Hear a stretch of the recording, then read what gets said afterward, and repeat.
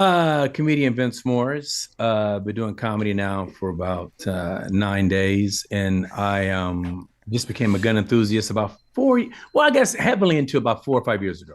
Yes, sir. So my father taught me back in the day. My father was in the Korean War. He was a marksman, so he taught me how to shoot in grandma's basement back in the day. So I just kind of revisited it, and since then I've taken off with it. Yeah, Okay. and I met Yeah. Vince. Actually, Vince wandered in my store one day, and that's how we met. He was looking at some nice 2011s, and yeah, and Yes. he Yeah. invited me over to see one of his comedy shows over at Looney's. And God, man, you killed it. You slayed it that I, night, man. You're one of I the best appreciate. comedians I've ever seen. I So, appreciate it, Ted. thank you for Thanks. being here tonight with me, Vince. Appreciate you. And next we have Kelyn. I think everybody butchers your last name, Kelyn. They So do. I tried. to me, I think your last name is Lanier. Lanier. No. Is it not? Well, I mean, since we're talking about the roots of Yeah. racism and everything, we can get into that last Yeah. night All too. right. Let us know who But you are, my us. friend. but we call it Lanier. Okay. So just Lanier. All right. We'll go with the Americanized version. Making a Yeah, note. but my name is Kelyn Lanier. As I tell everybody when they're asking me why I'm walking around the Capitol, who am I? I'm just a guy, and probably progressive's worst nightmare. Um, but outside of that, I do competitive shooting. I recently got into competitive shooting. I've been shooting since I was about 9 years old. And, you know, history has always just been a thing for me. And I love exploring my history, U.S. history, world history. But I'm not a historian. I'm just an enthusiast of many things. And quite intelligent, if I don't Highly. say so for you. Yeah, he argues from a place of logic. I've heard his testimonies. He's He's very quite brilliant, factually and logical. quite based, brilliantly and 100%. well spoken. Very So we brilliant. have two very loquacious gentlemen on our show today. So welcome. Let's get an update first of all. What's going on with Senate Bill 25003? You want to take the reins on that? Yeah, so we had a rally on Wednesday up at the state capitol, or I'm sorry, that would be Tuesday. Tuesday. I'm getting my days confused. Yep. We had a rally. We met up. We organized out front. We had about a little over 100 people there. When we began the rally, a lot of people were unfortunately stuck in traffic in Denver, and I was getting texts from even some of our speakers who were trying to get there in time. I mean, I left at 5 a.m. It's normally an hour drive for me to get there. It took me 3 hours to get to the Capitol. I barely made it in time myself, so I get it. And then, of course, the second we start our rally, the left are the people that are anti-gun that ended up voting yes on this bill, came out on the balcony that overlooked our rally, started kind of like laughing and chuckling and chit-chatting at us and stuff of that nature, went inside, closed the blinds, and they gavelled in to actually cut our rally short. So we had to run inside real quick and get ready to testify. This is after they've rescheduled the hearing 2 times, and we had a Yes. much larger rally planned. But, I will say this. We did have a good time out there regardless of the outcome. Fun. Yeah, we did. We had got heckled a pop-ups bit. set up. We had speakers of music going. We had the testimonies being played outside. Some people were out there just hanging out and having some drinks, not non-alcoholic, of course, on the Capitol grounds, and had a good time. It was, but at the same time, at the end of the day, it didn't matter. Right before midnight, they voted on the bill, and they voted as expected upon party lines. Every Republican against, every Democrat for. Even though we outnumbered the proponents of this bill at least 10-1, they ran out of proponent testimonies. God, when was it? About like 2:33 o'clock. 2:33 o'clock, they ran out of proponents' testimonies. Ours went until about 9 p.m. in person, and then we went to online, and there were many more waiting online when they cut it off on 10 p.m. and went into amendments and arguments. So we definitely outshowed up, but at the same time, it fell on deaf ears, unfortunately. The good news is they did schedule through some amendments. They had to put this through Finance Committee again. This wasn't really expected. It was something that kind of popped up. And what that does is it gives us another opportunity tomorrow, Friday, to testify once more to the Finance Committee, which is much more moderate. And we actually have a potential chance. All we have to do is turn one more Democrat in order to get it killed in that committee. And if we do, it's dead. So fingers crossed it'll happen. I really hope it will, but we will see. Yeah, what's up, Vince? Teddy, real quick, can you please let the people know what the bill is? Yes, Senate so Bill 25003. yeah, Senate Bill 25-003. It's called the semi-automatic ban, which has been heavily amended now with over 16 pages of amendments. I think we're at 20 some odd 21? pages, 20 some odd pages of amendments now. Now it's been reduced from a complete outright semi-automatic ban that would ban the purchase of semi-automatic firearms that take magazines that would have to be affixed, to where now you can purchase those items, but you would have to have a special license with 3 days and 16 hours total of training in order to purchase these semi-automatic firearms with detachable magazines. Yeah. Wow. So it's just nonsense. Be the strictest gun control law in the country. That was the day that we knew we had to show up and rally against this, because they've just been toying with us day in and day out, switching it around, canceling it last minute. And we wanted to make sure that we kept the community involved and we had people excited to show up. So one of the reasons that we did the rally the way we did is because we had like awnings and things outside of the Capitol, because we pulled a permit for all day to 11 o'clock. So I said, well, let's just hang out here, which gave people an opportunity if they wanted to come by, get involved, but they didn't want to disarm themselves. They could always just testify remotely from outside the Capitol with us.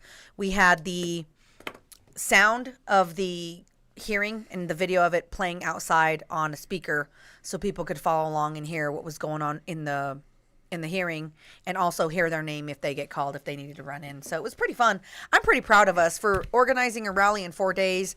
We had over 100 some odd people show up. We had sheriffs show up to testify. All of the House representatives, some senators came out and spoke to the people from the rally. It was pretty darn fun. I got heckled by some haters a little bit that, kept walking by us and were like, meh, and want to, say nasty, mean things to me. And I was like, I love you. God bless you. Jesus loves you. Go with God. I'm praying for you. How was that not even just struck down as unconstitutional from the beginning?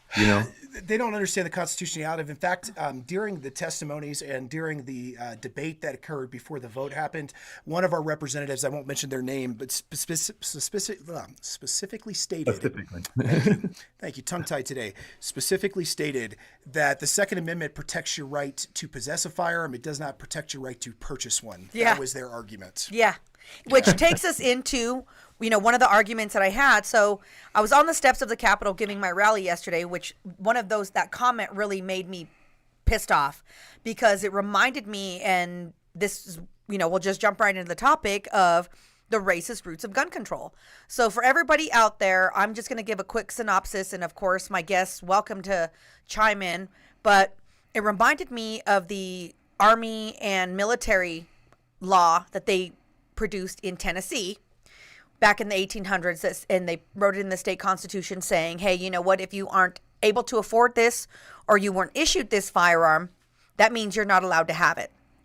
So in the 1800s, the Republican Party wanted to give socioeconomic and political equality to people of color. So freed slaves, conquered people like the mestizos, like my family, my heritage, Asian people that came to the Americas looking for freedom, and the white supremacists, who also were the people in control, let's just tell it the way it is, said, you know what, we don't want our freed slaves. We don't want these people to be able to revolt against us. We want the monopoly on violence. So what we're going to do is we're going to ratify state constitutions throughout the South, and we are going to include restrictions for them so they aren't able to obtain firearms. And that was one of the ways that they did that. And this was a reflection to me of them saying that, so it's okay that maybe it is constitutional that you're allowed to have them, but no way is it saying that you can afford them. So it's basically perpetuating bias and prejudice against low-income people, against, fixed income people, against all types of other people who they feel should not be able to have firearms. So it's an elitist ideology that they're pushing, that, it's okay for us, but it's not for you. I think that's not just with firearms. That's just with some of the foundation of America not excluding firearms, but as far as even activities, different events, things that are classified as more of elitist, let's say tennis, for example, or swimming, or any type of activity that required a higher income, that it was always classified as an elitist type of activity, which shunned people who, quote unquote, didn't have that kind of money to attend or whatever. So it's unfortunate that it's basically how America has operated, forever. So yeah, so that actually goes way back. So and it's the same people too, which is the funny part to me, because we have Plessy versus Ferguson.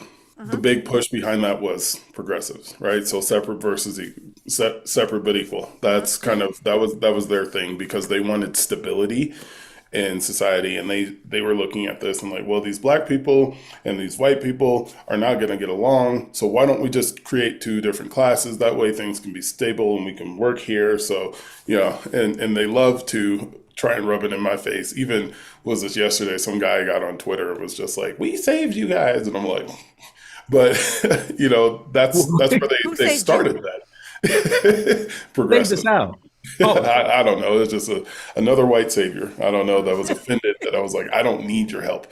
But it was, so you had that mentality all the way plus EV Ferguson up to here. It's the same thing of, well, one, we know what's best for you.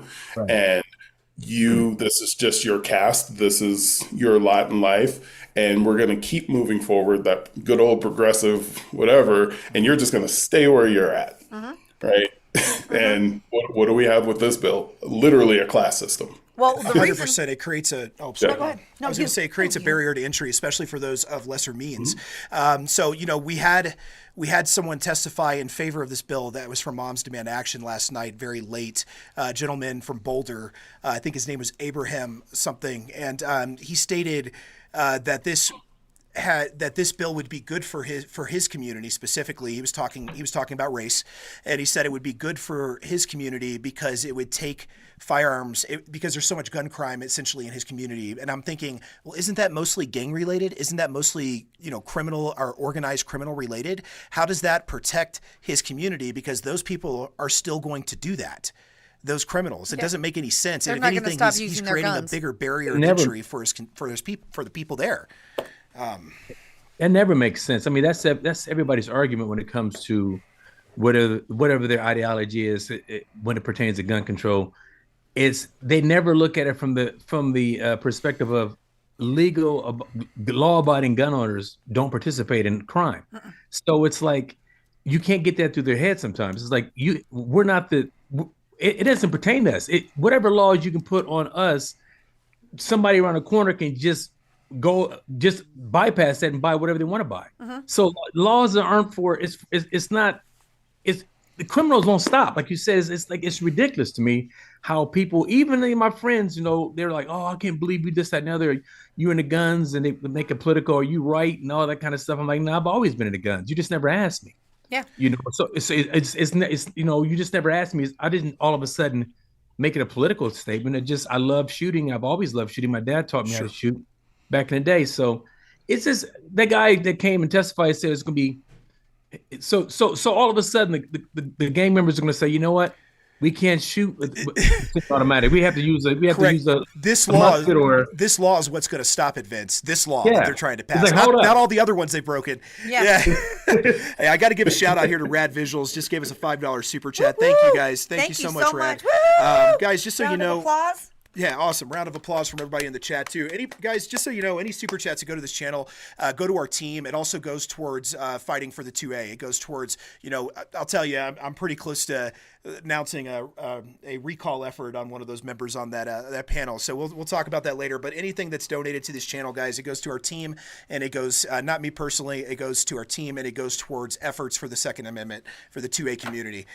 So yeah, thank you so much, Rad. We appreciate you guys. Round of applause on the chat there for Rad Visuals. So one of the things that really upset me a couple years ago when I was testifying against this is that we're sitting in the Colorado Capitol, and there is all this beautiful stained glass. I mean, it's gorgeous. If you've never been in the Capitol, it's a beautiful stunning building. And it's the old state library is one of the rooms, and the stained glass that they have are pictures of eradicated people, of mestizos, of indios, of people that literally were disarmed and wiped out by the government and murdered, and their people put into concentration camps, aka reservations. And reservations, yeah. Okay, and it's like, so we have people of color that are sitting on these committees, people with names like Gonzalez, women that look like me, women that look like you, men that look like you,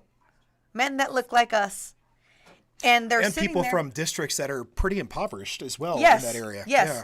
And they're pushing gun control on people surrounded in a building reflecting on how we conquered these people and yet want to continue to conquer you. But the only way we celebrate them is historically. Why? Because they're dead. Because dead people don't tell tales. So we get to use their story and their plights to champion our savior complex of, you know what, let us take care of you. We don't want you to have that. And the origination of the Second Amendment, I want people to understand, is it wasn't written for us. Why? It was written for people. Well, guess what? If you weren't white Protestant, you were not considered a person. Okay? So the Second Amendment was written for people, but we weren't considered people. If you had ethnic backgrounds, people forget that for every Jim Crow, there was a Juan Crow. If you were Spanish, you spoke with an accent, you were part of the conquered people, guess what? We were all just as black and brown as each other. They didn't care. They lumped us all into the same group. They didn't want any of us around, and they want all of us disarmed. So it's like the reason that my culture doesn't even exist in history books is, guess what? Everybody was murdered. We were referred to as savages in the history books. So when we're talking about civil rights movements, there's an entire movement of Latinos and Mexicanos that got eradicated also. I also just want to make clear, the Second Amendment is a civil right. It is. It is a civil rights issue. This is a civil rights movement. It's part of the Bill of Rights. It is. It's the second thing they wrote. Like, it's literally the second thing they wrote. They said, you can say what you want, but you better be able to back that shit up. Right? You know what's funny? Well, it's not funny, but the truth. The history of that building goes a little bit further. So you have that, and they're doing all of this under a dome with gold. Mm-hmm. Guess where the gold came from? Slaves. Slaves. Yes.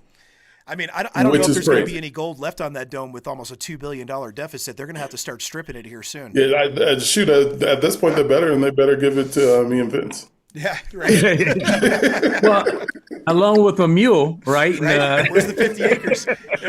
40 40 acres. 40 and a mule. My bad. What do we get? I don't think we get shit, right? They took our land, right? Well, you weren't even promised anything, I don't think, right? Well, I mean, it's all lies. When the Mexican-American War happened, so Colorado, essentially, parts of Colorado were parts of the deal in the Mexican-American War. So there was a lot of brown people, that looked like me. I know I'm kind of an inverted coconut. I'm white on the outside, but I'm puro brown on the inside. And, we had all this property, but when that deal went through, all the property that Latinos and Mexicanos owned and inherited from generations and generations, they lost all rights to it. Yeah. And so all of a sudden they had nothing because bureaucrats made deals with their land without asking them. Bamboozled. 100% bamboozled. So that's why there's like such a population of, people like me, the Garcias and the Martinezes and the Lopezes and the Archuletas and all that stuff in Colorado, because parts of this used to be Mexico. Parts of this used to be, free land for them until the Mexican-American War, and they lost everything. Yep. So we had something, but they just took it from us. They didn't even give us an opportunity to have a negotiation.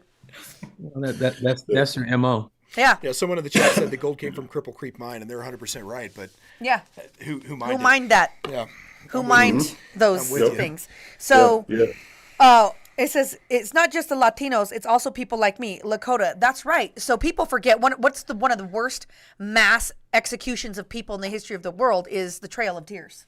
Agreed. Mm-hmm. The Trail of Tears, and it's like we have the Second Syndicate is bringing Lily Tang Williams to Colorado in the first week of April. If you guys aren't familiar with who Lily Tang Williams is, she is a very, very excellent patriot that used to be from Colorado. She escaped communist China under Mao and is a very, very staunch patriot for the 2A. And she talks about the 20 million people that starved to death, the millions of people that were mass murdered. Yeah, Mao's probably one of the worst mass murders one of the in history. worst mass genocides in history. Of his own people.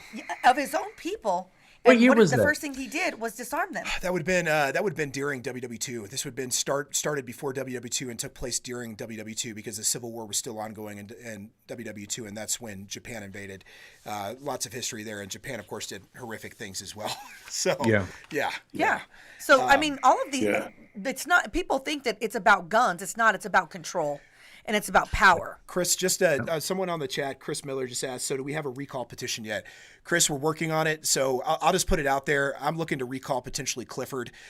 He was appointed in 2024, and he ran for a re-election, even though he wasn't elected in 2025, and ran unopposed and won. Since he ran unopposed, voter turnout and voters for him was very low. So the bar to recall him is very low. The problem is do we have the candidate in that district to replace him? That's what I'm trying to find, and that's why donations are important right now, because we need to be able to put up a website. I got to hire somebody to do that. I need to be able to find a candidate. I've got a lobby to do that. There's a number of things that need to be done in order for us to get that recall going, and I've already registered the domain, so I'm 1 foot in right now. We'll see what happens, but I'm talking to some allies to see if they can help us out. So for But all thanks of for you the guys question, tuning Chris. in to watch, Teddy and I just kind of came together and collaborated to create the Second Syndicate. His wife also, shout out to Ro, because that woman, none of this would happen better without half. that My woman. better She half. takes such good care of us, and she is such a huge part of this. You don't see her because she's not on the screen, but she's very much the other part of the Second Syndicate. And what we did is we came together to create this grassroots two-way movement in Colorado because we were seeing such a disarray, and there wasn't much unity of the people in this community talking to each other and coming together to join against all of these tyrannical infringements that just keep coming over and over and over again in the state of Colorado. So in doing that, we've only been doing this since January. We've already put together a successful rally. We're already bringing Lily Tang Williams out. Next month, we have another event that we're coordinating right now in May. We're going to do some really, really big things to create more of a mass movement here in Colorado. So help us, join us, head to our website, thesecondsyndicate.com.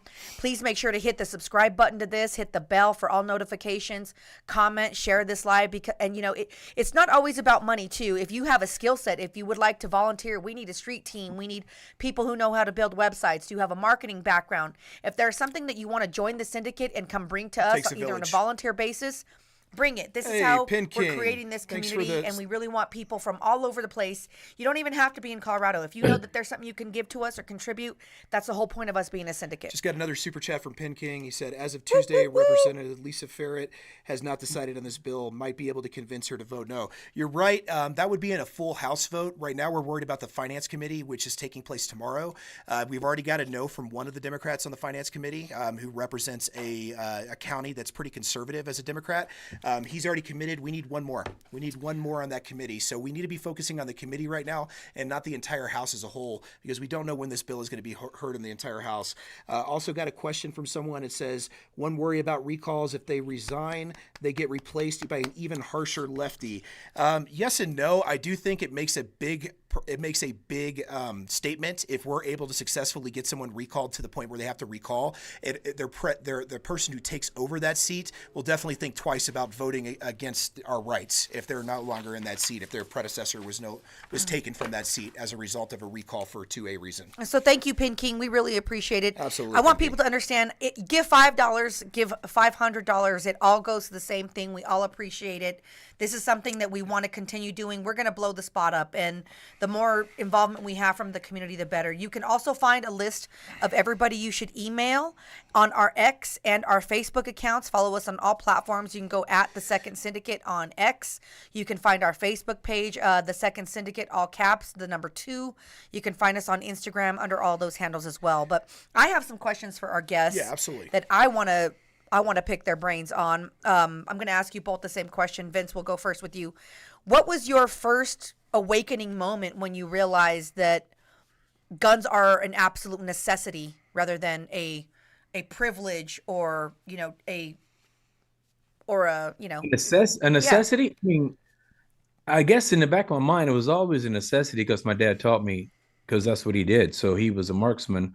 So it was always in the back of my mind that it was a necessity, in the event that, you had to use it, but also to keep your head on a swivel. So with that mentality that I had growing up, I've always been in a mindset of being protective and make sure what's behind this, look this way, look that way, check the doors, always be aware of my surroundings, and hope to God that I never have to use it. So I think it's always been instilled in me, as far as it being a necessity, but it's also the fun side of it. I mean, it's several different things when it pertains to 2A that people don't even look at. They think it's just all rednecks. They think it's all some sort of a stereotypical this pow pow bang bang, but it's a little bit of both. It's fun, and it's also the knowledge of guns, and it's also the collecting of it is the beauty of them. It's multi-level to why people are actually into guns, and that's why it's for me. This particular bill is the most crazy bill I've ever heard when it comes. Anyone who's ever even fired a firearm should be like what the hell is going on? I mean, are you guys getting like more support from other gun gun shops across America? I mean, to testify, because if it happens in Colorado, it can happen anywhere. You're 100% right, Vince, and we've been seeing this happen. So New Mexico just introduced almost an identical bill. We've also had, I believe, it was Washington State and California as well. So we are the example. We are the testing ground, the blueprint for this, and we're seeing the same exact bill with the same exact language pop up across the country in states where they have. And let's be honest, the majority and the legislator is not huge here. No. In fact, they lost seats this last election, but they're doubling down, and that's a problem. And we're seeing it everywhere. We really do need to come together as a 2A community. We're so splintered, and that's something that we've tried to fix here in Colorado, and that's something that the Second Syndicate is doing. Is we're bringing groups together that you wouldn't normally think of. Did you know there's a liberal gun owners club? And we've reached out to them. The Pink Pistols, the gays and the lesbians, the LGBTQ, we've reached out to them. We're open tent. I don't care what your other politics are, as long as you are 2A. Who cares? Right. Yeah. We need everybody in this fight. If they're out there, if you can find me, people, I want you to answer this question too, Kelyn. Yep. But when I was on Reddit, somebody sent me the link to Reddit because of our protests and our rally, and I was getting called a Nazi, and I was getting called a right-wing extremist and a fascist. It's like, our rally, how can I be a Nazi? Our rally, by the way, we had the Libertarian Party there. We had the Republican Party. Hell, we had Democrats there that were running for office as Democrats that were pro-gun and against this within their own party. I just wish that we had some mavericks in the Democrat Party at the Capitol that would go against their party. And to be fair, we have had a few. Yeah. Like Snyder, for example. He did. And then also we've had to pressure a few. We did the successful Recall Tony Exum campaign, which was a threat of a recall, and he backed down. He even stated, hey, I didn't vote for this because I'm scared to death of a recall, but I do believe in this bill. So it's nice to see, though, that some are not towing the party line. We need more mavericks in that party, and we need to come together as a country in a bipartisan manner and find a solution to it. But gun control is not the solution. So, Kelyn, to you, when was that aha moment for you where you were like, oh man, guns are an essential part of my life?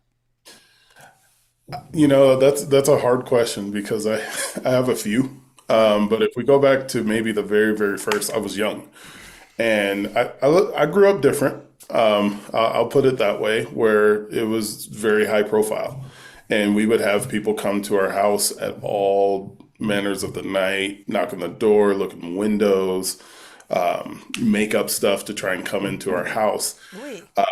And that's why. Do you want to talk about your background? You don't have. I mean, it seems like you're being kind of cryptic here, but you come from an important family. Yeah, we'll leave it there. I mean, it's whatever. Oh, I want to know. Hold on. I want to know why. Hold on. You just can't skip over. He doesn't like that. People peeping in your windows and stuff. Stop. Kelyn is the founder of OnlyFans. Yes, I am the founder of OnlyFans. All right. Well, all right. If you don't want, I got you. So it's prominent. You talking about like a prominent background? Yeah. So, it's just one of those things where, my dad had to teach us like, hey, you might see one of these guns one day, and I need you to know how to respect it. And, as a kid, you're like, whatever, let's just go do this since dad's taking us. Educated away the ignorance, and that's important. Exactly. Yeah. And that was the goal of this is something to be respected. You will learn how to operate it, but you're not going to touch it in the house. And one day these are going to be yours. And I have the gun that I learned how to shoot when I was 9 on my wall over there because, that's what he said. Hey, this is going to be yours one day. And, That's a beautiful thing. yeah, it is. And it was actually my grandfather's gun too. What kind of gun is it? Anyway, it's a Smith & Wesson Highwayman. I forget the model. Oh, okay. But, it was my grandfather's gun. So it's a revolver, That's great, man. Yeah, That's, I think it's that's a model, I want to say 28, but I'm not sure. how old were you when you first started shooting? 9. 9? Okay. Yep. And dad Yep. taught you? Yep. Yeah. He taught me how to shoot. And then when I had my dealership over in, it was Mississippi and 225 in Mississippi. I had a dealership? U-Haul dealership. I had Okay. a U-Haul dealership. And that's when I was like, I should probably start concealed carry because these people are crazy. Yeah. Is Mississippi a street in Colorado? Yeah. Yeah. Oh, Yeah. I thought you meant in the state of Mississippi. I'm I like, thought so damn, too you for a did- second there. No, definitely but did. I was Mississippi, like, Mississippi's no. a little. It's not in Yeah. the best part of town. and it's not the best part. It's not the best part of the state either. That's one state I Yeah. haven't been to in the South. I haven't been to Alabama much, Alabama, thanks God, Mississippi exists. Let's put it that way. and I haven't been to Mississippi. I was actually very unenthusiastic to go to Georgia for the longest time. I was Georgia's like, I beautiful, don't want to though. go to It's Georgia. hot. And then I finally went to Georgia, and I'm like, oh, I love Georgia. That's one state sister lives in I Georgia. will go to Georgia all the time. I have such beautiful friends there. It's so fun. I love that I could go to the city and I could jam and I could party, and it's like, the kind of things, the bougie things that I like, but in 30 minutes I can go and shoot guns outside and have bonfires and shoot cannons and full autos, and no one's going to bother me. So I love Georgia. Yeah, yeah, but so I had the dealership, and that was like as an adult, and then I think the part that sealed the deal was when I moved into this new house. This is a brand new house. We had some people just break into our house, God. and I was actually doing I was teaching a class online. Good thing it wasn't recorded, and I'm like, that's not my wife. But I happened to have my gun right there. So the way that the guy came in, it wasn't directly behind me, but he came into my house and then saw me, and I don't know what I was doing, but I had my gun like right here. And so I just kind of picked it up, and then he was like, oh, I think I have the wrong house. And I'm like, yeah. Yeah. Then he left. He had a was it? bottle of Febreze and something in his pocket. I don't know what they were doing. But yeah. So I tend to talk about that in my concealed carry classes all the time. So in the state of Colorado, you need 4 things in order for it to be protected under the Castle Doctrine, right? So the Castle Doctrine, for everybody out there that's listening or for who's not in Colorado, it's basically saying that you do not have the duty to retreat in your own home. You are guaranteed safety and to expect safety in your own home, and you shouldn't be you shouldn't get criminal or criminal or civil charges against you if you act in self-defense in your own home. But so that needs to be uninvited entry, intends to commit a crime or is in the act of committing crime, that they are going to be violent against somebody else and they're actually within the confines of your house. So that was here in the state of Colorado that happened? Yep, right here. We're the same house I'm in right now. So do you think that he intended to commit a crime? Oh yeah, they later on I found out. Well, they pushed in past my wife. My wife was at the door, and then they pushed in past her. So at that point, yeah, she's kind of she has a heart of gold. So she's just like, ooh, friends, opens the door a little bit, the and then hell? they're just like, boom, How long ago did this happen, bro? This was 2021. Oh, so that's very recent. Yeah.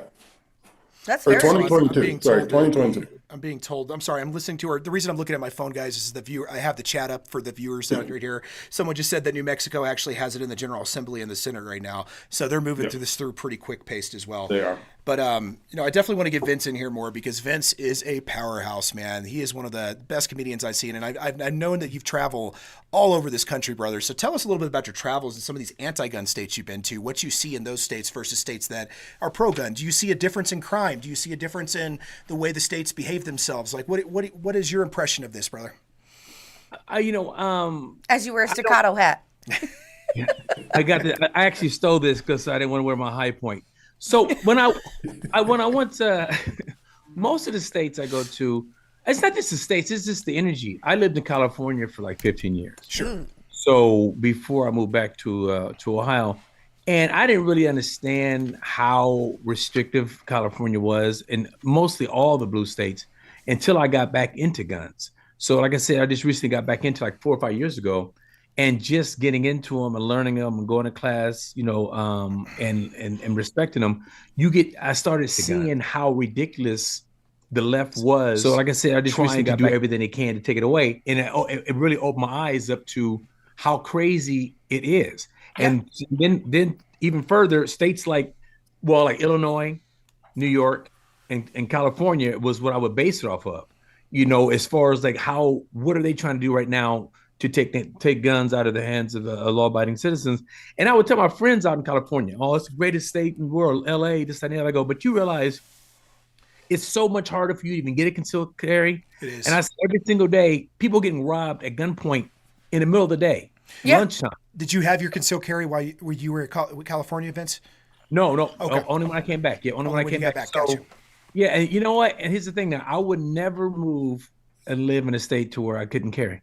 That is hands down right now. I'm like, it is ridiculous to me how anyone who is any kind of pro 2A cannot be living from all the different bills and different kind of BS they're trying to pull. It's tough. Every single day. It's every single day. It is, it's man. Not a one-off. It's every day that you find this craziness. And homes are being broken in right now in Highlands Ranch, which is a huge. It's a pretty wealthy community. It's a higher end community. So some of the wealthier communities are definitely getting broken into, and also what we're noticing in Colorado too is in Colorado.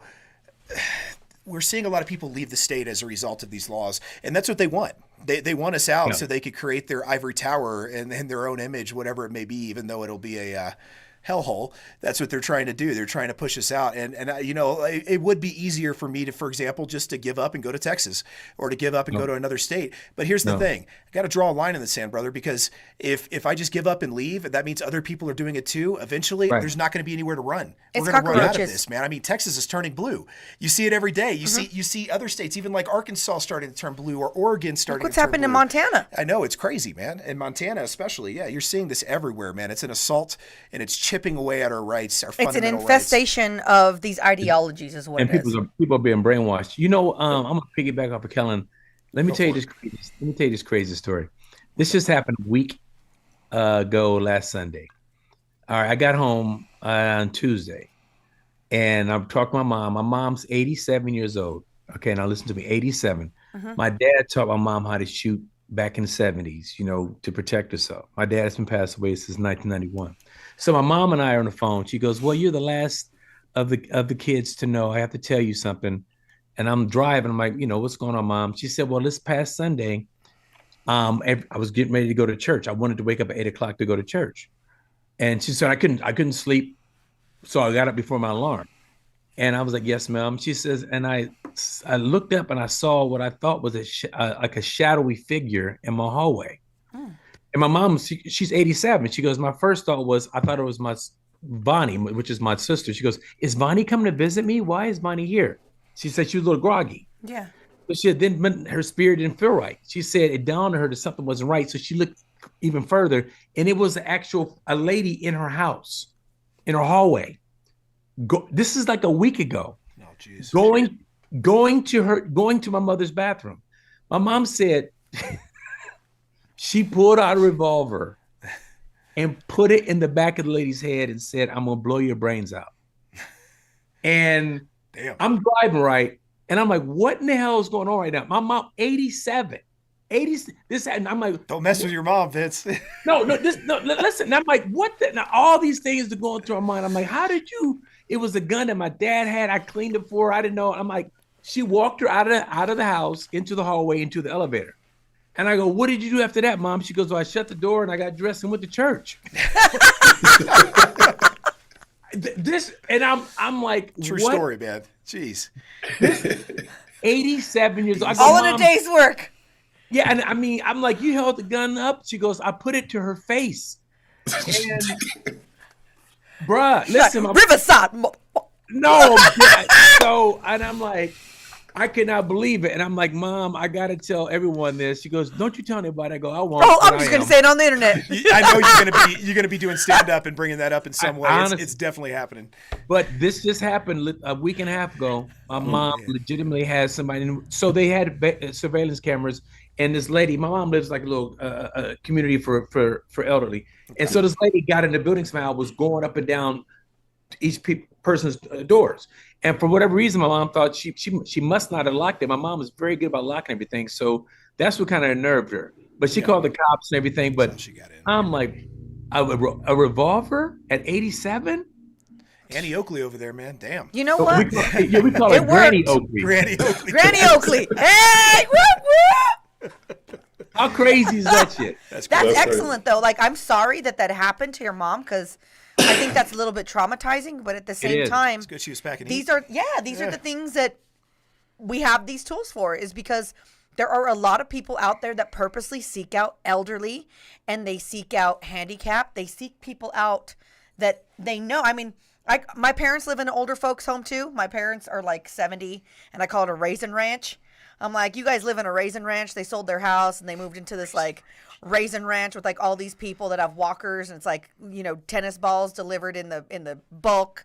You know what I mean? It's just, you know what I mean, for all the walkers and all the stuff in their little raisin ranch. And they have a ground level apartment. And my mom is a Democrat. Okay, my mom is anti-gun. My mom she hates what I do. She does not tell people what I do for a living. You know, I think she tells people I work at like Costco or something like that. And it's like, no, that's not what I do. Costco for guns. Yeah, right. Defense. Right. Buying 9mm in bulk. Right. For real. And when COVID happened, I told her, I was like, you live in a place where people know you're a dummy. You're sitting duck. You're in a ground floor apartment that someone literally could just break your door in. They know you have medications in here. They know you have food. They know they could squat in here, and you're not in the nicest neighborhood. So what are you going to do to protect yourself? And she was like, well, can you give me a gun? And I'm like, yes, I could give you a gun. I mean, that's still legal in the state of Colorado. But at the same time, it's like, you don't know what you're doing with it. I don't want to just give you a gun and you don't have any damn training. And all she wanted was a little revolver. And I'm like, have you ever shot a revolver? Do you know how heavy that trigger pull is? Yeah. That first trigger pull is a beast. I'm like, I had the heart to tell my mom, I didn't know how she was going to pull the trigger. That's right. Because if it wasn't cocked back, she would, but God will, everything happened. That I'm happy that nothing. She didn't have to. God bless. She had it to her face. You go to her face. Yeah, with this bill, that's my big concern. Is they're like, oh, revolvers are all right, but 87-year-old woman trying to reload a cylinder. Yeah, even that trigger pull. Yeah, the trigger, the reloading, everything about it. It's not. That is not a easy access, fire. Well, they think that it's one bullet, one kill. Essentially, it's the Hollywood fallacy. I guess unless you're Alex Baldwin, and then you get two with one. That's the only. Well, I mean, or Vince's mom. She probably. Granny Oakley. Her name is Granny Oakley. Granny Oakley, man. You heard it here first. You heard it first in the second city. But yeah, I think that's the absurdity of this is the disconnect from reality that we constantly see. They're in this world of, well, I saw it on TV, where these cowboys were shooting so fast, and that should be fine. And just everything else. As much as they accuse pro 2A people of being in La La Land, of not caring about the kids, you have to ask, well, where is your concern for all of the people that aren't on TV? For this, where's their concern from Vince's mother? Oh yeah, you shouldn't bring logic into that, man. You bring logic into that, they're straw man and think of something else, or they'll walk away, or they'll attack you. That's exactly what it is. That's exactly what we've seen too. Is logic doesn't work. Emotions sometimes work, but emotion's the only thing that gets through, not logic and facts. I do want to kind of bring this topic back to the subject at hand, and I know Kelyn, you have some examples as well of some laws that started with racist roots and gun control. Can you talk a little bit about some of those, brother? How far back you want to go? Let's start with as far back in U.S. history as you can go. What do you think, man? I think the most pertinent one where you really, really saw it. We have our well, I'll give him a break. Let's go with Dred Scott, right?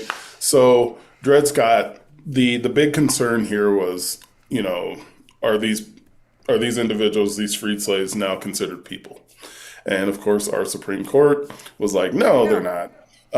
They're property, and as such, we can't have them getting mad at our decision. So not only do they lose their First Amendment right, but their second, they have that specifically in there.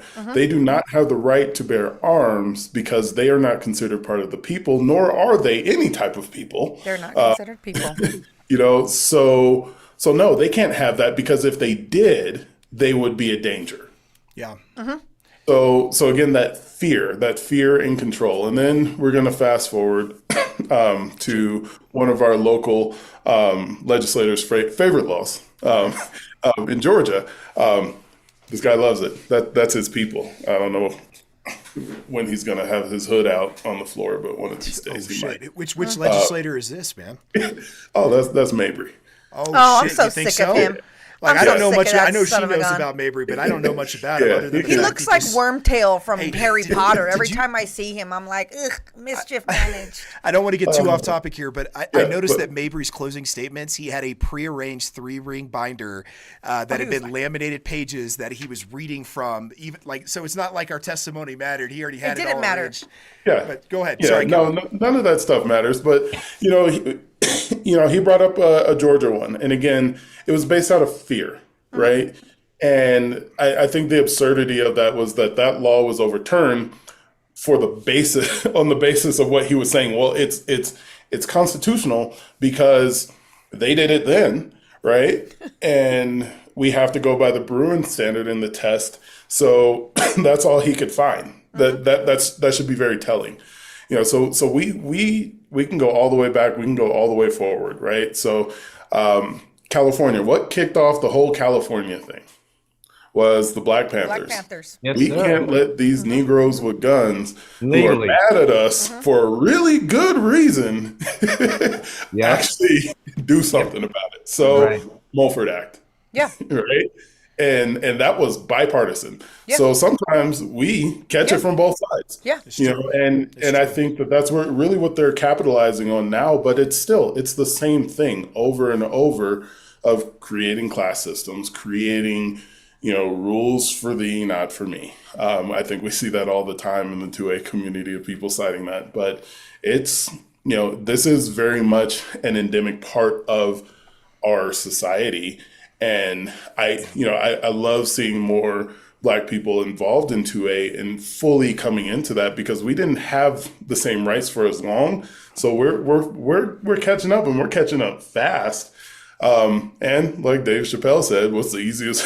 Well, that was Chappelle and Chris Rock. What's the easiest way to get gun control? I think Vince was Get Black people involved. And sure enough, here we are. Yeah. But I identify as a white man, so I can't. Oh yeah, there you go. Yeah, that doesn't matter to me. So, I when it comes to Black participation, I'm seeing a lot more, and also a lot more women. When my girl and I took That's class, important. stuff like that. So, I think it's cool, and I think it always has been, from what I understand, because most of the Black people that we have a lot of new members, but most of the Black people I've talked to have had a history of gun ownership in their family as well. So I think we're just more outspoken about it too, in addition to more new members or new Black people being involved in it. So, because I've always been involved in it, I never knew to what extent, because like I said, mine goes back to when my dad taught me, so I've always had it in me, but I didn't realize how much they were against me having one. If that makes sense. Well, I mean, you could see it in Jim Crow and the laws in the South, especially after the Civil War during Reconstruction. You saw numerous Blacks were not allowed to own guns. It was one of the first things that they did. So yeah, racism is definitely there when it comes to gun control. It's a way of control. It's a way to control the people. And our founding fathers, they set the Second Amendment up as a way to keep the populace from being oppressed by a tyrannical government because, King George, the English, a people should not be afraid of their government. A government should be afraid of their people. And I think it also goes further than that. And I said this in our last show.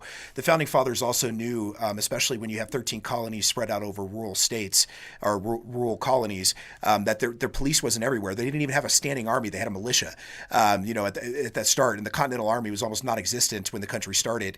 They knew that you could not carry a cop on your back, but you could carry a gun on your side and be able to defend yourself. So I bring that back up. I like that statement. I think you can do, what was it? You can I do love can't when he carry a says cop that. on your back, but you can carry a gun on your side. That's the statement. I think our founding fathers knew that. All differences aside and all the other things aside, I think they had an understanding of that. Yeah, and it goes back further, at least the control side, and I have to address the founding fathers thing because it wasn't always equal. No, it but wasn't. It is now, and we have that opportunity. So it's such a shame to see them trying to walk it back and be regressive when they're supposed to be progressive. Yes. But it's like, it going even back to before, like the colonies were really, I think, what did they do? With all of the conquered people that were free and were like, hey, all of the natives, what they did, they took their guns away and they made laws around it. And they're like, oh no, you can't have that. You're too unfamiliar, even though it's totally us that came in here, sort of thing.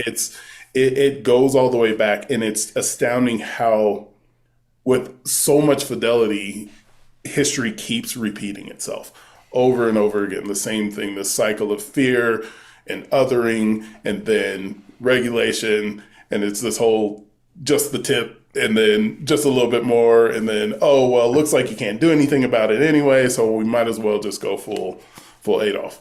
And that's why they teach the things that they do in school these days. They're teaching, these are government schools. These are not institutions of learning like they used to be. Right. These are ways Institutions to of teach people indoctrination. to stand in line, Propaganda. to do as you're told, to be fearful and mindful.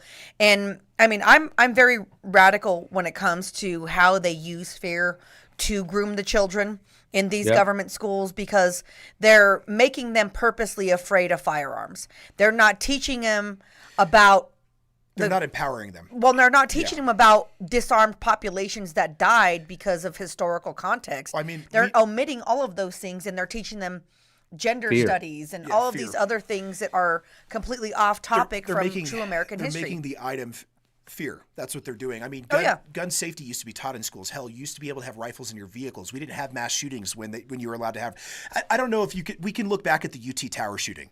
Okay, a lot of people don't realize this, but the mass shooter in the UT Tower shooting, he was actually stopped by students. The police did not have rifles that could reach up to the tower. The students went and got their guns, literally suppressed fire so that a law enforcement officer can work their way up the tower. By the time they got up the tower and the shooter had heard those steps coming, he had offed himself. But yeah, What university was that? That was What was University that? of Texas and okay. UT Tower shooting. Yeah, Right, okay. yeah. Let me ask you this: do you guys have any idea? Someone told me, I'm not sure.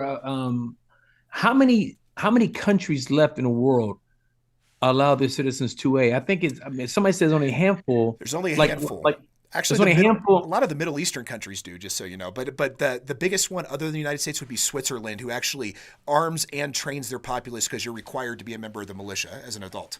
So very few countries within the world allow their citizens to have. It's only less than a handful. It's less than a handful. That's Yes. astounding. It is. And Switzerland's That's actually one of the crazy. safest country in the world. When you turn 18 in Switzerland, you have to serve 1 year and actually receive training. It's 6 months to a year, depending on if you go to college, etc. There's a numerous amount of things. And they actually issue you a full automatic. And every year they have a government-funded huge shooting festival in Switzerland where ammo is provided for you to go out and train as a citizen. I actually want to go sometime. It looks Male like a and lot of fun. female? Male and female. Damn. Yeah. Yeah, sounds like a wonderful, wonderful thing. There's to a reason enjoy. Switzerland's never been invaded. Not only is their populace completely armed, but also, they're in the mountains. So Hitler tried and failed. Yeah, Yeah, you know what that school thing? There's an interesting tie-in with my favorite people, the progressives. So if you look at the Industrial Revolution, you have let me get his name right. Frederick Taylor. So if you've heard Taylorism, so he's the father of scientific management, and he's the reason that schools have like their desks in a row, and they have bells and everything like that. Interesting. So he was very Classical big conditioning. proponent. Yeah, he was a very big proponent of progressive ideals, and that was kind of that tie-in, and it just caught on. So you have this foundation of progressivism, and it's really easy to build upon in the academic sense, which is why you have academics, where people are always like, oh, it's just nothing but, liberal, blah, blah, blah, blah, blah, progressive this. Well, it's designed to be conducive to that. And incidentally, I think this is more of an unintended consequence. It extinguishes free thought. That was not the intent per se, but that is one of the effects. So people are easier to predispose to one way of thinking versus another, which is why I think one of the other really dangerous bills was the one that to teach kids about, what was it? It was this year. So it was like teaching kids about gun safety in school, but it wasn't really, it was like warning them, or someone in the chat might be able to. Sure. I know what you're talking about. It was more warning them to stay away and not so much teaching them and educating them about firearms and how they function. There was a tie-in with the whole red flag your parents. Yes. Oh, so, well, that's why they're doing it, is because they want to groom children with fear, and they're doing it with trauma. And the way they're traumatizing these kids is these quote unquote mass shootings that are happening at their schools. But what they don't realize is these children are killing other children. It's not me. It's not you. It's not, the customers that come into the shop. It's children killing other children. And we have a huge epidemic of what? A design of fatherless children, right? These kids don't have the proper education. They're hypersensitized by the things that they're seeing and desensitized by the things that they're seeing. They're over-sexualized as a young group. They're being taught about sexuality way too soon. And if you look at the psychology of trauma on a human brain, the two things that traumatize children at such an early age to indoctrinate them with fear is sexuality and violence. And so if you do something to sexually traumatize these kids and do it with violence, now you have these kids they're willing to listen to the people that they trust, tell them, oh, you know what, we could have stopped that if you just do this or just do that and comply. And then these kids are raised not knowing the truth, that this entire time they've been told to be fearful and dependent on their government, and they want other people to save them. That's what we hear all the time in these hearings, is kids showing up begging for their government to save them, rather than saying, you know what, we need to be responsible and you need to make sure that we have laws that protect us. Why don't we have these protections? So the law you were talking about, Kelyn, someone did mention in the chat, the program is called the Be Smart program. It's provided by Moms Demand Action in every town. Thank you, so, Jilly. Yeah, 100%. That's from Jill. And then Sage 2470 asked, when is Kelyn going to run for office? So I'm curious about that too. Do you have any special announcements for us tonight, Kelyn? I actually do. I'm just kidding. I just want to get it. Running for president. There you go. I'm skipping all this state stuff. I'm going straight to the top. He's running for office, but he from a prominent home. I don't know anything about this, bro. I want to know off camera. Yeah, Kelyn. A lot of people in the chat are asking. They want to know. They want to know that. Who are you, Kelyn? I know you're a self-made man, but you can put it out there, brother, if you want to. I'm not going to do it for you. I'll let you make that choice. Look. I told you he's the founder of OnlyFans. What's that? What did you say? We can talk about it offline. All right, we'll talk about it offline. We'll respect your anonymity. We'll respect it. So we're hitting the 7:00 mark, and we want to know if there's any topics that you guys want to hit up, or any special things that you want to share. Vince, you got and a say. bid for us tonight, man? You got any anti-gunner jokes or anything you can throw out there, man? An anti-gun joke? About anti-gunners in general, people that don't I don't know, man. What you got? I think they're a joke within themselves. I think the joke. They are a joke. When you have someone who's never touched a gun, seen a gun, or even know how a gun operates, look you in the face and try to tell you that it's wrong or it's harmful. I mean, it's a joke on them, and it's far more serious than that, because they are an example of the masses of people who are brainwashed without even knowing that they're participating in our own demise of freedom of everything. They're used as a tool to further take away all of our rights. But the ironic part of it is they think they're smarter than you. That's hilarious to me.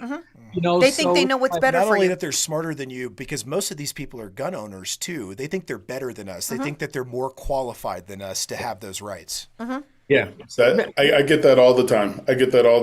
And the smarter than you thing, I sometimes just let slide because it's like we don't have to have a measuring contest, but you wouldn't imagine how many times I've had these anti-gunners come up to me and be like, "Do you even know what a peer-reviewed article is?" And I'm sitting here like, "Are you serious?" You should say no. What is that? I know, really. Is that what I should have used in my dissertation? I had no idea. And they're just like, so the level of sanctimoniousness kills me to the point where, yeah, it is a joke, and I just let them do it because it's like if that's how you feel about another human being, don't talk to me about disregard for humanity when you are actively doing it every day just to confirm your own bias, just to edify your own weird world of utopia that will never exist.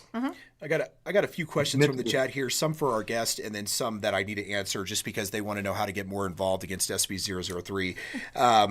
So I'll start with the top here. This is a question for Kelyn or Teddy. What should we put in emails to our reps? I'm not 100% sure what to say. Let's start with that one. What do you think, Kelyn? What should they put in their emails? Man, now I feel like the comedian here. Well, if your rep is Mabry, you can say, "Hey, as a fellow white supremacist, I really love what you're putting out there." Oh my God. And make it part of public record. That's not bad. That's not bad. I like that. It's good. For the rest of them, I think it's definitely come from the heart. Talk about your personal experience. Talk about the implications of it.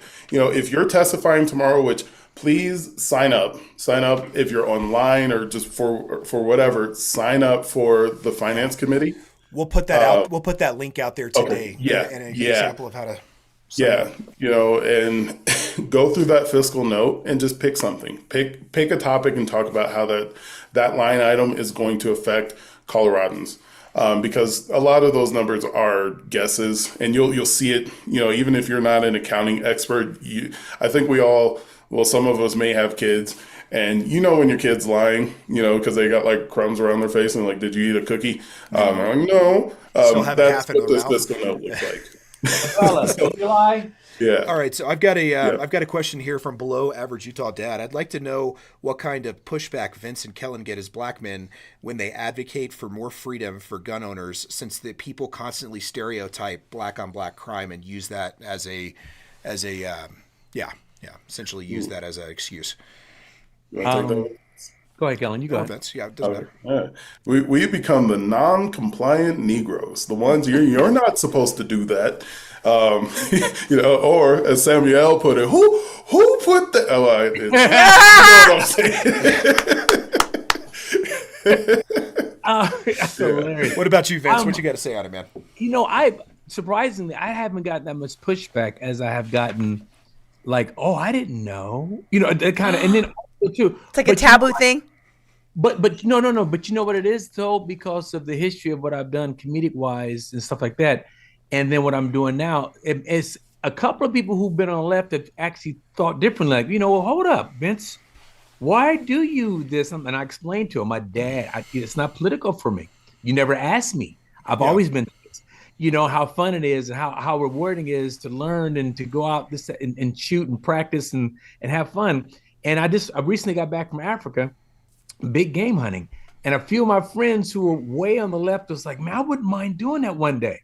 How cool is that? I'm like, see, that's exactly what I'm talking about. So I haven't gotten that much pushback when it comes to 2A, from that standpoint. And I can honestly say I've got people that are actually interested in it, to a certain degree, but I had some other comics, some comedians who are like, man, how can you like all these guns? And I'm like, I can't even, it's not even worth explaining. And there's other comedians. You ever taken to the range?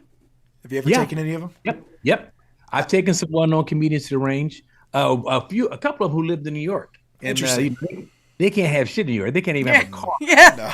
I know. one in particular. But yeah, his brother, he loved it. I have he said that's like an AK-47. That's my little KP9. So that's one of my favorites. So I had him on video. He's like, at first he goes, "Don't put it out there." He goes, "No, let him see." So he's a New Yorker. Yeah. So I was teaching him. So so he's all chicken winging. Yeah, right. How do you live in a city where you can get stabbed? Yeah. Murdered, pissed on, everything else. But if you have a gun, you're going to jail. How to make that make sense? It's crazy. Before Bruin, the process to get a CCW in New York was insane. It almost took a year, an extreme amount of paperwork, and a lot of finances. Essentially, you had to know somebody you could grease a palm in order to get that license. One of John Stossel did an investigative report on that. He's a libertarian reporter. He did a really good job on the report showing how ridiculous the New York licensing process was.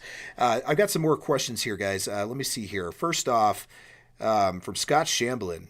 Shamblin. If you're taking questions, Alicia, what's up with bringing on another comedian? Why are you cheating on me? I know.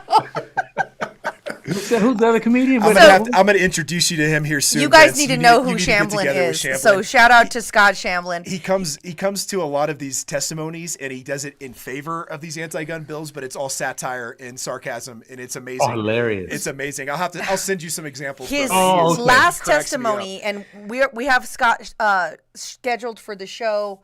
I believe the third in 4 weeks he's going to be on the show. 4 weeks. Yeah, I'm going to get you his contact information. Shamblin did a testimony last year for the second assault weapons ban, and it was like he first got up there, and I'm like, he's like Scott Shamblin, Socialist Party of America. Yeah, no, he said he used a different name. He used his pseudonym. I think he used Jay Johnson or something like that. And then at first I was like, what is this guy doing? And then as he kept going, I'm like, oh my God, this is satire, and it is fantastic. We need to ban heavy objects, knives, cars.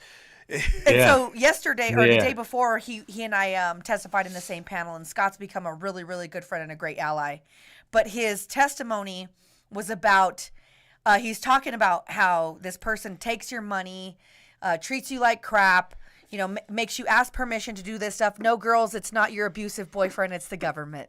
And it was like, that's okay. Gotcha. Bam, like he just went there. It's excellent. He has it actually posted on his social media. And send me stuff for sure, Teddy. I got you. Oh yeah, brother. I got you. Yeah, but this is the beauty of this is why we're literally called the Second Syndicate, is because we bring people like all of us together to have these conversations and unify all these people under diversity, because we hear so often that I will say that the pro-gun side was more diverse than the anti-gun side at every single hearing. We had a bunch of old white Republican furry Karens, dude. come to our rally. Republican it was furry, fantastic. Dude. I'm like, yeah, in his costume, dude. Yeah, I'm like, you know what? I forgot to mention, Teddy, real quick. I got a phone call today from a friend of mine who literally is so far left that he can't be no more southpaw. He can't even drive right. Yeah, right. So he literally called me today, and out of his mouth he goes, "When you come? It's when you going to shoot again?" I go, "I'm going. Ironically, I'm going to shoot tomorrow." And he goes, "I want to go." And I go, "You have a gun?" His name is T. I call him T. I said, "T, you got a gun?" He goes, "Why?" He goes, "No. Why should I have a gun when I have friends like you to have an arsenal?" I go, "Just in case someone breaks into your house, whatever." But he is willing to go with me. Take him. No. This guy, when I say he is so white. Like this? Yes. His raisins have raisins in it. That's how. So honest to God. So tomorrow we're going. That is a prime example. I forgot to mention of somebody who I literally, my girl and I, we gonna have dinner with, and they're just all on that side of, how can you do all this? And he just called me out of blue today and said, "Hey, I would like, when you going to shoot?" I go, "I'm going to shoot tomorrow." I go, "I'll bring the pistols, you buy the ammo." He said, "Okay." So I haven't had any negative pushback. That's one story that literally I hope I'm changing somebody. You are one comedian at a time, brother. One comedian at a time. Hey, so I got another one. This is probably the more important comment on here that I just have to bring up. Let me see where it went. And then we're wrapping up, I think, right? I think we're getting close to wrapping up here. Let's see. Let me find it. Give me 1 second. So you do have a T-shirt company. Am I correct in saying that, Vince? You have a Oh, brand? yeah, yes. Sorry Talk about about that. your brand, brother. Are we gonna get a T-shirt that's it with your Yeah. mama get it up? This is Granny Oakley. I want one. I have a company I started. It's called USA 100, USA 100, and I started it because when I used to go, I used to do a lot of USO tours, Iraq, Afghanistan, Kuwait, all that kind of stuff. And when I got back, I used to see people who actually were for war, against war, and wearing American flag T-shirts that said anything like "God bless America," "No more war, save a life," but the tag of that shirt was always made overseas. Like more importantly, China. So, and I started doing more research. Everything's made in China. So, and I'm like, when I saw an American flag being made over in China, that blew my lid. That's an oxymoron. Our freedom flag made in a communist country. So I designed my own T-shirt to go with my company, and it's an American flag T-shirt that shows right there that it says right there that it's not made in China. Awesome. Yeah. Hell yeah. Can they get those on vincemorris.com, or where do they go to get those? You can get it at USA100apparel.com. USA100apparel.com. USA100 apparel. And so we're actually going to be working with Vince to get some Second Syndicate gear and send some business your way, because that's the whole point of having the Syndicate. I bought that same shirt at your last show, by the way. I still have it. That's one of my favorite shirts to wear out, man. And when I come back, I got you and the staff, the whole crew from the shop. I get you guys together, and hats brother. too. I appreciate that. Yeah. Awesome. We really appreciate very that. Very important comment here from Below Average Utah Dad. Also, hey, just Zach Attack. Zach Attack just gave us a man. super chat. You get a round of applause. Oh yeah, brother. Thank you, Zach. Thank you, Zach. Thank you so much. That really means everything to us. It helps us boost our algorithm. It helps get us out there. It helps support our cause. And that money's going to go back towards the team and towards 2A efforts. So thank you guys for those of you who are giving us super chats. Yeah. I mean, that's the whole point of us being the Syndicate, is creating a network of like-minded individuals, of 2A enthusiasts across the state, across the United States. This is not a partisan effort. This is a civil rights and human rights effort. So thank you for your support. We really appreciate it. So back to Below Average Utah Dad. He said, I have to say, Teddy's seahorse shirt is giving me some real Margarita Nugent vibes. Just so you know, it's seahorses, but they're wearing night vision. It's hidden. It's on there. I was looking and I was like, is that a gas mask or is it night vision? Those are seahorses wearing nods? Yeah. Yeah. I'll get you one, man. I got you one of those. So, do we have any more questions for the guys? Let's see here. I'm going through them all. Oh, Jill said she's please have a Granny Oakley or shirt and with the raisin on it. You need to. I think. I mean, we just want our 20% now, because obviously. Damn! Whoa! You just that's a lot. It's like an agent's cut, right? 20. That's what your agent charges. Feet first. With 20. Damn! I even got it plenty of. We'll just take our 20 off the top, Vince, and you go ahead and do that. Well, guys, we're gonna wrap it up here a little bit. We're a little over an hour. I really appreciate y'all coming on the show. Just to give everybody in the chat what the next steps for 003 are here. You need to register to testify tonight. Once the hearing starts tomorrow, you won't be able to register to testify. You don't need to be in person. You can do it remote. We will be live streaming the entire hearing tomorrow on our channel for you guys to see, with commentary as well as things go by. We'll be testifying remote ourselves. They planned this last minute. That being said, we do have the East Lawn reserved for those people that are going to be out there at the Capitol. Bring a football, have some fun, man. Might as well, instead of waiting in that hang hot out, just stuffy pick up building after with no yourselves, AC. be respectful. Exactly. We want to make sure people understand that the 2A community are good people. We're an integritous community. We are peaceful. We are not harmless. Keep that in mind. Also, please make sure you're subscribing to us here. You hit that notification bell. You like this. We're shadow banned by YouTube. We got almost 500,000 subscribers, but it's hard to get our content out there, especially our live content. So please make sure you ring that bell and that you subscribe to all notifications, or you won't receive any notifications. You could go to our TapRack link tree. It's a link tree for the 2A community. It's called TapRack, that we have in the bio and in the notes. Is that correct? Yeah. And you have links there to Senate Bill 25003 that you could actually read it. There's also links in there to all of our social media, our platform, that you can donate to us on our Give, Send, Go, and you could also sign up to testify with the links there as well. Make sure you read the most current form of the bill. Remember, they've added like 23 pages, I believe, at this point. There. It's the most current form link. Yeah, and they somehow did some tricky accounting to get it out of appropriations and put it on CPW, which is a private enterprise. That means it doesn't have Tabor voting restrictions as well. So whoever their accountant is, I say this a lot, but I need to know who they are because I want them to do my taxes at this point. Yeah, no joke. They're very good at hiding it. Yeah. But regardless, guys, Vince, Kelyn, thank you so much for your time today. Thank you for coming on and having this discussion with us. Thank you guys for having me. Absolutely, brother. Thank you. Do you guys want to have like any? Oh, yeah. Leave us each one of us. Hold on. So each one of you, if you wouldn't mind, tell us your favorite gun. I was going to get there. Your favorite gun, and like a quote that you want to close it out with. Start with Vince. Go ahead, Vince. My favorite gun I have right now. What's your favorite gun? What's Of your all EDC or your Because you have that staccato hat on, you know. And I hope you got it from Spartan Defense.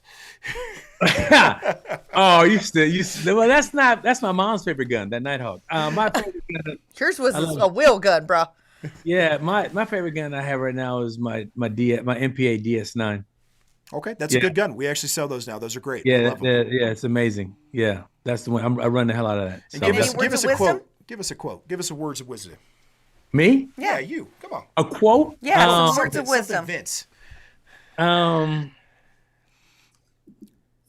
Make sure you do the right thing at all times, and make sure you keep your head on a swivel.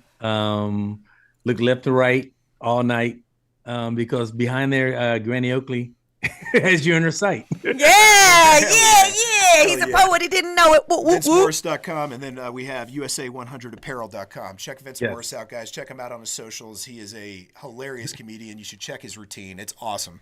Kelyn, what you got for us? Last brother? but You're never up. least, Kelyn. Favorite gun. What's your favorite gun? Kelyn's got some luxury life over there. He has to take a gander. He was actually making fun of my staccato the other day on Gorilla Rage. Ace. I'm gonna go with the Gorilla Ace 308. All right. Lil Ace 308. That's okay. good taste. That's Yeah. obscure. I like Yeah. that. I like that. And give us some words of wisdom. What's some words of wisdom, Kelyn? Words of wisdom. Never trust the power that seeks to disarm you. That's Truth. good, Kelyn. Thank you, brother. Absolute Thank you truth. so much for being here tonight, guys. Everybody in the chat, please make sure you share the link to this live so other people can see it and post. Get that out there on that social media. Help us get around that anti-2A algorithm. And God bless you all. We'll see you here soon. Follow us on all socials, guys. Peace out. Thank you, guys.